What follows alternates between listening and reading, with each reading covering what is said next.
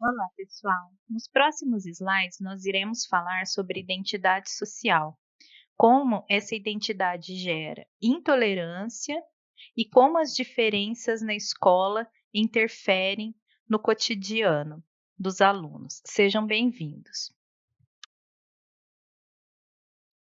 Para começar, nós vamos falar sobre os conflitos relacionados à identidade social.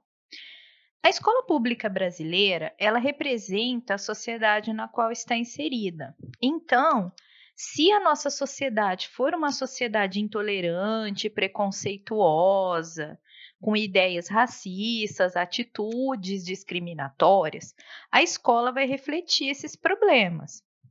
Como a nossa sociedade ela é construída por diversas identidades sociais, isso acaba ocorrendo, acaba tendo muito conflito dentro da escola e também na sociedade, tá? Mas o que é a identidade social? A identidade social é um sentimento de identificação que a gente tem em relação a certos grupos, né? Por exemplo, eu me identifico com determinada religião, então eu pertenço a determinado grupo religioso. Eu também posso construir uma identidade cultural. Eu faço parte da cultura nordestina, eu me identifico com essa cultura. Eu tenho todos os comportamentos e gostos relacionados a isso. Pode ser alguma identificação étnica, por exemplo, um grupo indígena, por exemplo, sabe? Então, a partir do momento que nós vivemos em sociedade, nós temos identificação com determinados grupos. O que gera o conflito? O que gera o conflito é você não aceitar o direito de outros grupos existirem, você achar que somente o seu grupo é o correto e só ele deve existir, tá? E às vezes descambar para violência, você querer exterminar os outros grupos, como nós já vimos ao longo da história do nosso planeta, esses conflitos. E esses conflitos ainda existem. O que nós temos, por exemplo, nas regiões em guerra atualmente no nosso planeta, são conflitos em relação à identidade social, né? Uma identidade que simplesmente não aceita a outra. Quando a gente vê um conflito entre árabes e palestinos, entre árabes e judeus, a gente vê até que ponto chega o preconceito e a intolerância. Mas antes da gente refletir mais sobre isso, é importante que a gente conheça as definições, para a gente saber se colocar e para saber colocar essas definições nas nossas práticas como educadores. Ah, a primeira definição é a de preconceito. O que é um preconceito? É um pré-conceito. A própria palavra já diz. Você forma uma ideia sobre algo, sobre alguém, sem mesmo conhecer a fundo, sem ter uma concepção crítica a respeito deste objeto ou desta pessoa. Também significa um sentimento hostil em relação a esse desconhecido, a esse objeto, essa pessoa desconhecida, uma generalização apressada. A generalização, por exemplo, assim, eu acredito que todos os homossexuais sejam tal coisa, tá? Não vou colocar aqui nenhum exemplo de racismo, de preconceito, de discriminação, porque todos nós conhecemos e também para não perpetuar essas ideias. Mas a gente sabe como a gente faz generalização apressada a respeito das coisas. A gente precisa entender que o preconceito, ele é feio, ele é errado, mas ele é mais comum do que a gente pensa, como a gente vai ver aqui nos slides. E ninguém precisa ter vergonha de identificar em si mesmo algum sentimento preconceituoso. O que a gente precisa ter vergonha é de alimentar esse sentimento e de extravasar esse sentimento a ponto de chegar no que eu falei anteriormente, um conflito violento, uma guerra, tá? Então é normal que às vezes a gente se pegue, até por uma questão cultural, pensando tendo alguns pensamentos preconceituosos, mas se você identifica e fala, não, isso está errado, já é um primeiro passo em relação à mudança. Continuando, o racismo. O racismo é um conjunto de teorias e crenças que estabelecem uma hierarquia entre as raças, entre as etnias. Então, eu considero essa raça melhor do que essa outra. como aconteceu, por exemplo, durante muitos séculos no Ocidente, as teorias de que a raça ariana, a raça branca, pura, entre aspas, né, fosse melhor do que a raça preta, a etnia judaica e assim por diante, os ciganos. Tá. Então, essas teorias levam uma doutrina ao sistema político fundado sobre o direito de uma raça considerada pura e superior de dominar as outras. É o que aconteceu na Alemanha nazista com Hitler, né? Que acreditava que a raça ariana fosse superior às outras, sendo que o próprio Hitler, a gente não tinha prova genética nenhuma de que ele fosse de uma raça ariana pura. Continuando, né, não vamos nos aprofundar, nessas coisas horrendas, porque a história está aí mostrando tudo. Não vamos perder o foco. Discriminação é uma ação ou efeito de separar, de segregar, de pôr à parte. Isso daí é um dos significados de discriminação. Ela tem um significado positivo também, um significado de discernimento, da gente poder entender o que é uma coisa e o que é outra coisa. Só que aqui eu coloquei só o significado pejorativo dela, assim, entre aspas, né? Porque discriminar, no sentido ruim da palavra, é você segregar, é você pôr à parte, é você separar. Na escola, essa palavra não pode existir. Essa ação discriminatória não pode existir. Nós não podemos colocar de lado nenhuma criança, nós não podemos segregar nenhuma criança, nós não podemos separar as crianças a não ser por grupos de aprendizado, como a gente faz em série. E olha que mesmo a seriação é uma coisa que eu, como educadora, eu contesto, porque acho muito difícil você colocar numa mesma classe crianças no mesmo nível. Como que você encontra 30, 40 crianças no mesmo nível? Isso não existe, né? Cada criança tem o seu nível. Mas também não vamos nos aprofundar nisso aqui, nós temos outras apostilas que falam sobre o assunto. E tem também a questão da intolerância. Inflexibilidade, intransigência, não suportar algo ou alguém por ser diferente, né? Então, eu simplesmente não tolero essa situação, eu não tolero essa pessoa e sou inflexível em relação a isso, eu não abro mão dos meus pontos de vistas. A intolerância, ela tem um sentido positivo, essa palavra que a gente vai ver usado aqui mesmo nas nossas aulas, por exemplo, a intolerância em relação ao preconceito, tá?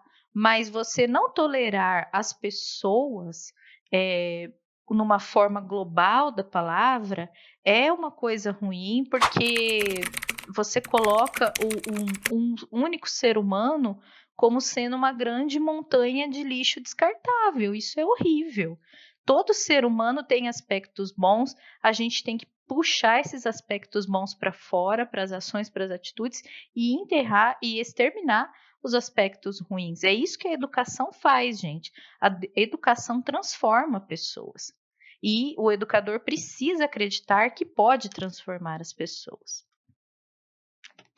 Para a gente falar de preconceito, eu trouxe alguns dados para vocês, que é uma pesquisa não tão recente, ela é de 2009, mas talvez isso seja até significativo, porque em 11 anos talvez tenha melhorado o cenário da escola.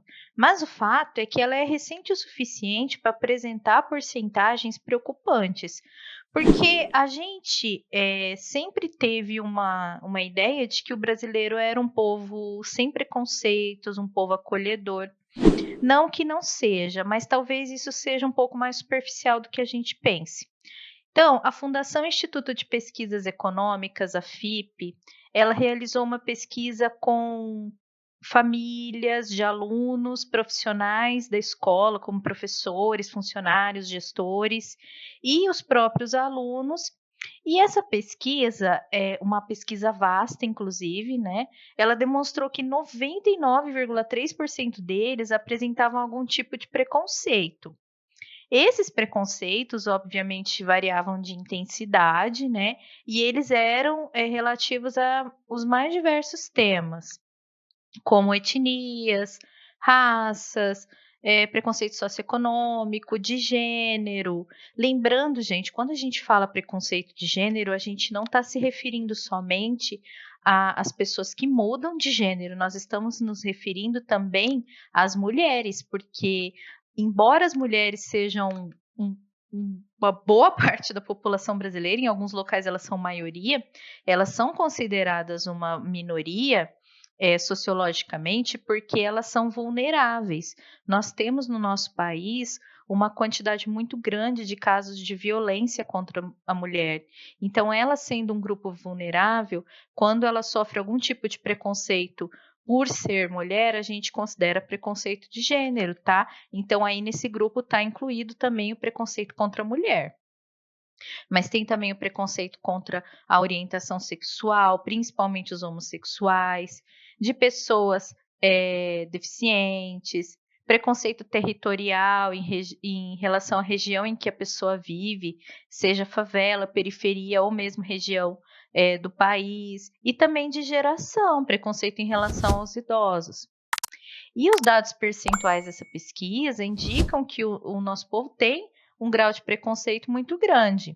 Nós temos ali a transcrição exata dos dados: 96,5% tem preconceito contra pessoas com deficiência física ou mental, é um dado uma porcentagem muito alta, né? 94,2% tem preconceito étnico-racial, 93,5% possuem preconceito de gênero, 91% possuem preconceito geracional, 87,5% têm preconceito socioeconômico, 87,3% têm preconceito contra homossexuais e 75,9% possuem preconceito relacionado a quem mora no campo ou na cidade, em determinadas partes da cidade. A gente vai ver melhor nos próximos slides mais alguns dados sobre essa pesquisa, mas o que a gente vê aqui é que existe um preconceito muito grande em relação aos mais diversos temas. Todas as porcentagens são altas, né? Então nós vamos refletir mais sobre isso nos próximos slides. Bom, quando a gente continua analisando os dados da pesquisa, a gente vê que o preconceito ele não é só algo que a pessoa guarda dentro de si e, sabendo que é errado, ela procura não externalizar, não verbalizar e principalmente não transformar em valorização dessa atitude. A gente vê por esses dados da pesquisa que as pessoas elas concordam com atitudes preconceituosas, e isso é muito grave, porque quando você identifica o preconceito e procura combatê-lo, tudo bem, você está no caminho certo, mas se você identifica o preconceito e, ao invés de combater, você ainda incentiva essa atitude, a gente vê que a gente está muito atrás nessas questões, né, de combate à violência, aos conflitos por identidade social e etc. Então, assim, a gente vê Olá, peço que desculpas por interromper sua aula por um breve momento, mas tenho algo importante e vantajoso para compartilhar com você. Se você está gostando desta aula, tenho uma ótima notícia. Agora você pode levar sua experiência de aprendizado para o próximo nível fazendo sua matrícula em nosso site. Ao se matricular, você terá acesso exclusivo a uma série de benefícios. Primeiro, você pode baixar a apostila completa do curso em PDF, perfeita para acompanhar as aulas e revisar o conteúdo sempre que precisar. Além disso, ao concluir o curso, você terá a oportunidade de adquirir um certificado de conclusão, um grande passo para o seu desenvolvimento profissional e acadêmico. E sabe o que mais? Ao assistir às aulas diretamente em nosso site, você terá uma experiência de aprendizado sem interrupções ou propagandas. Isso significa mais foco e eficiência no seu estudo. Então, não perca essa chance. Clique no link na descrição deste vídeo ou visite nosso site para se matricular agora mesmo. É rápido, fácil e vai transformar a maneira como você aprende. Agora, vamos voltar à aula. Obrigado por sua atenção e nos vemos no a gente site. vê que os principais percentuais em relação ao preconceito são em relação à questão da orientação sexual, Nós temos preconceito por diferença geracional, que a gente já falou, por deficiência. Então, as pessoas concordam com atitudes em relação a esses tipos de comportamento. Continuando, vamos ler as porcentagens então. 38,2% dos entrevistados responderam concordar com discriminações por conta de questões de gênero, isso pode envolver a questão da mulher também. 37,9% por conta de diferença geracional, principalmente em relação a idosos. 32,4% por deficiência físico-mental. 25,1% por diferenças socioeconômicas, 22,9% por preconceito étnico-racial e 20,6% por preconceito territorial. Uma coisa que talvez melhore um pouco nossa visão sobre esses dados é que a pesquisa também mostrou que quanto menor a faixa etária, maior o grau desse tipo de incentivo ao preconceito, que significa o quê? Que são crianças e adolescentes, a maioria desses que tem esse tipo de pensamento. Isso é bom? Porque significa que a escola ainda pode mudar esse pensamento, e no caso de crianças muito pequenas, significa que elas trazem muita coisa de casa, da família, e isso pode ser contornado, né? Já se for uma pessoa adulta da gestão ou um professor, que são pessoas responsáveis pela educação dos alunos, eu acredito que isso seria muito mais grave, porque além dela perpetuar o preconceito ao redor dela, ela perpetua na escola, né? E isso prejudica muito a nossa sociedade. Nós temos uma tirinha aí do Armandinho, que eu sugiro que vocês leiam, tá? Para a gente ter um tom de humor nessa nossa reflexão sobre o preconceito. Bom, e uma das ramificações do preconceito é a distância social. Então, não basta você ter o preconceito, você também quer distância de determinados grupos sociais, porque você não aceita identidade social que seja diferente da sua. Isso é uma atitude de intolerância muito grande. Quem vive em sociedade não pode ter uma atitude dessa, né? Mas aí a gente vê aqui na pesquisa que não é isso que acontece. Os grupos sociais dos quais essas pessoas que foram entrevistadas, pessoas relacionadas ao ambiente escolar, né? Isso que é pior. Querem distância são 72% afirmando que querem algum tipo de distância do grupo dos homossexuais. Depois, pessoas que querem distância em relação a pessoas portadoras de deficiência mental, 70%, ciganos, 70,4%, portadores de deficiência física, 61,8%. A gente não usa mais essa denominação portadores de deficiência, porque você não porta deficiência. Você portar uma coisa significa que você pode carregar ou não essa coisa, e não essa palavra não foi bem usada. Atualmente a gente fala pessoas com deficiência, PCD. Índios, a gente também prefere falar indígenas, né? 61,6%. Moradores da periferia ou de favelas, 61,4%.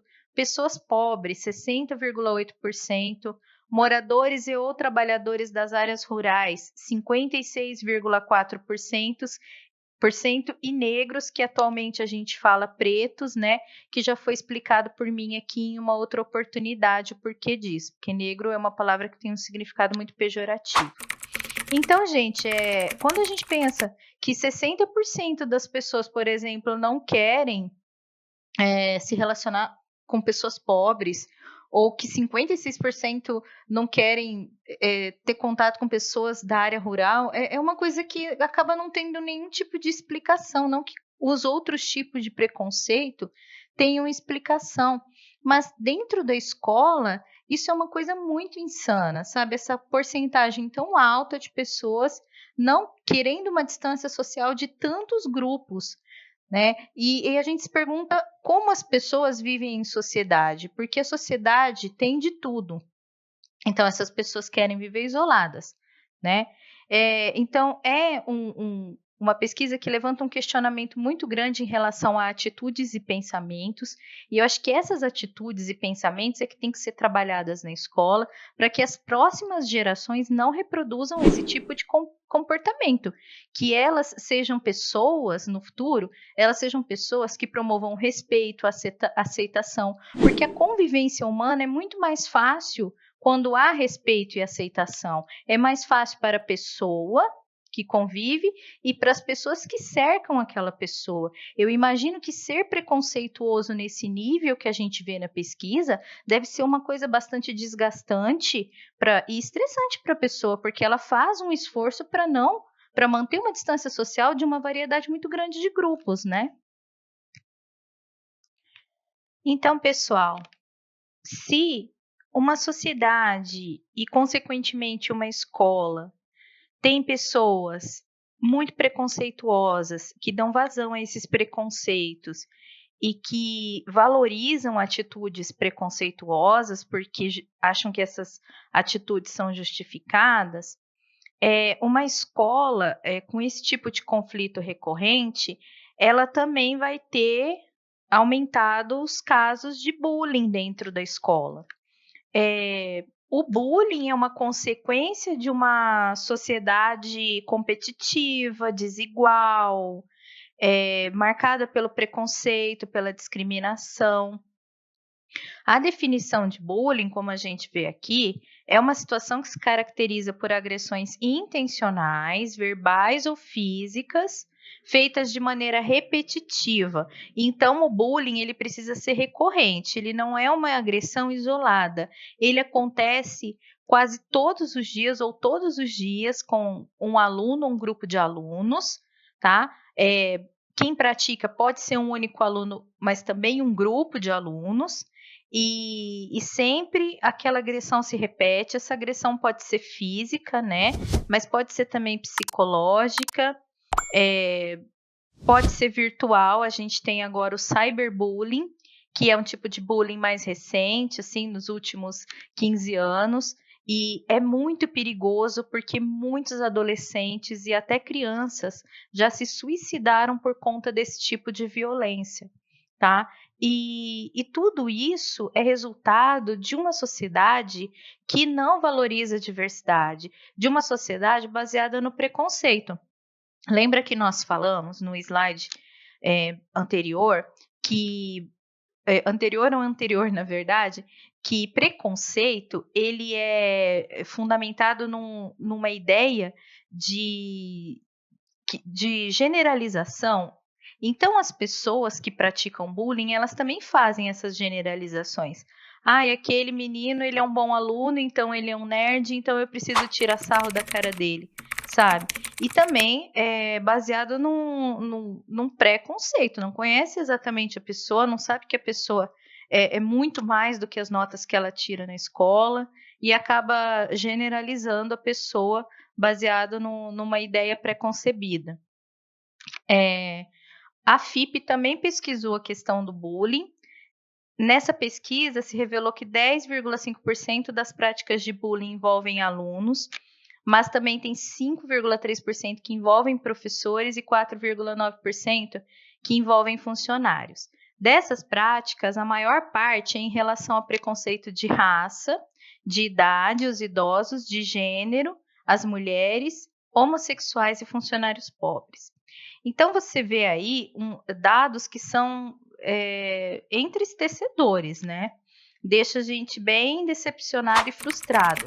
Espero que pela pesquisa ter sido realizada há um tempo atrás, que isso venha melhorando, que essas atitudes venham diminuindo, mas como eu já disse antes, como a maioria dessas atitudes vem dos alunos e de alunos muito jovens, fica aí um alerta também para os pais e para a família.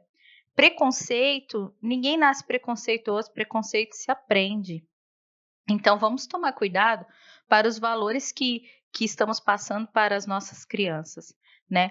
Eu tenho aí um livro, chama Bullying na Escola. Esse daí, ó, que está em destaque, é Amizade Não Tem Cor. É da Cristina Klein. Mas nós temos aqui na imagem de baixo vários livrinhos. Vocês podem aumentar a imagem, vocês vão ver que tem um livrinho desse para cada tipo de bullying que é praticado na escola.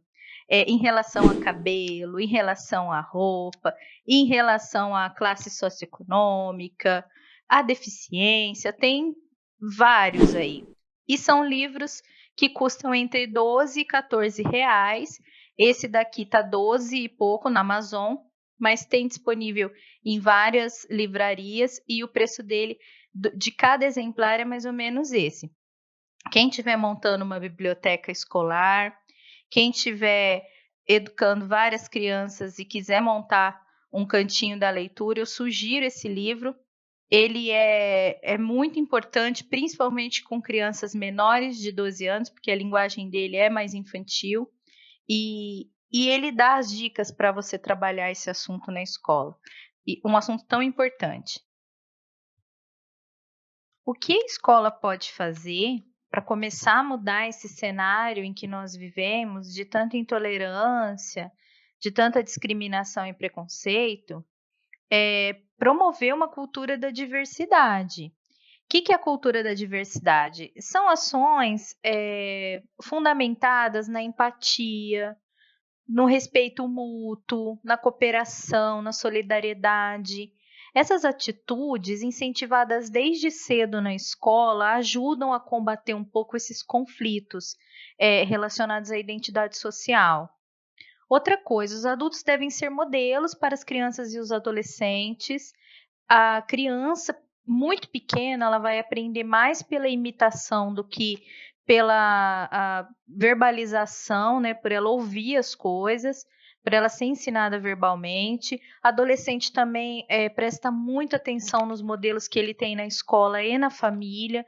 Então, se você quiser ensinar uma atitude ética para os seus filhos e para os seus alunos, você precisa ser modelo disso.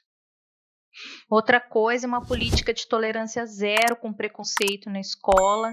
É preciso que seja assim, porque os alunos que forem expulsos, que forem punidos, que sofrerem sanções por essas atitudes, servem de exemplo também para os outros. Uma escola que deixa acontecer qualquer coisa, ela não inspira confiança nem credibilidade nos alunos, tampouco nos pais dos alunos, e ali pode tudo, né? E assim uma escola não funciona.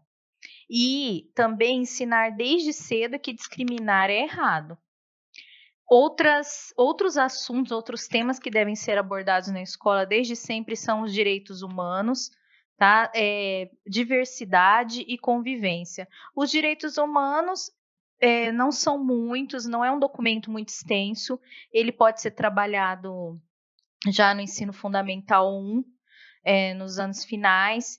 E, basicamente, os direitos humanos estão fundamentados no respeito à vida, no respeito à dignidade humana, de como nós, seres humanos, precisamos ser tratados, tá? Nas aulas de história, por exemplo, já pode-se começar a debater momentos terríveis que a humanidade já passou e passa por causa dessa questão de não aceitar a identidade social das outras pessoas. Preciso trabalhar a diversidade, primeiro a diversidade da própria escola e a convivência com essa diversidade. Quais as atitudes que você pode tomar, que você deve tomar e quais você não deve tomar de jeito nenhum. Um outro tema interessante são os temas transversais. Os temas transversais fazem parte dos Parâmetros Curriculares Nacionais, os PCNs, e eles são divididos, esses temas transversais, em ética, pluralidade cultural, meio ambiente, saúde, orientação sexual e temas locais. Ética e pluralidade cultural tem tudo a ver com o que nós estamos falando aqui, tá? E esse volume dos temas transversais traz muito debate a respeito desses temas e como eles podem ser tratados em cada disciplina, porque eles são transversais, eles devem ser temas de todos os conteúdos de todas as disciplinas e constantemente, de forma contínua, tá? Eu falei da importância da gente trabalhar desde cedo, o que é certo e o que é errado com as crianças. E aqui nós temos uma matéria muito interessante da Nova Escola, diversidade desde a educação infantil. É interessante que vocês acessem esse link, leiam essa matéria, para ver o quanto é importante que a gente trabalhe desde cedo a questão da diversidade com os alunos. E aí, tudo bem? Estou passando apenas para deixar um recado bem rápido para você que acabou de ver essa aula e que gostaria de assistir a todas as aulas desse curso. É bem fácil, basta você clicar no link que está na descrição deste vídeo ou acessar www.novacursos.com.br. Fazendo sua matrícula em nosso site, você terá acesso a todas as aulas desse curso e mais centenas de outros cursos, além de poder fazer avaliação. E caso você queira, poderá estar adquirindo o certificado com um valor bem acessível. Esse foi o recado que eu queria dar, aguardo sua matrícula. Até breve!